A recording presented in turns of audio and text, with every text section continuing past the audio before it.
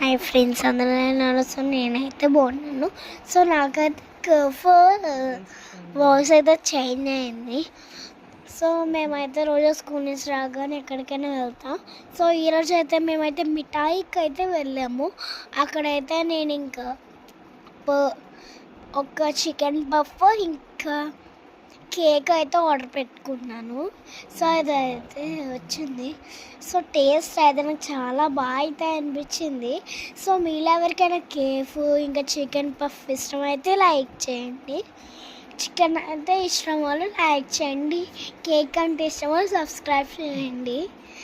So నా taste అయితే ఇంకా చాలా బాగుంది అసలు.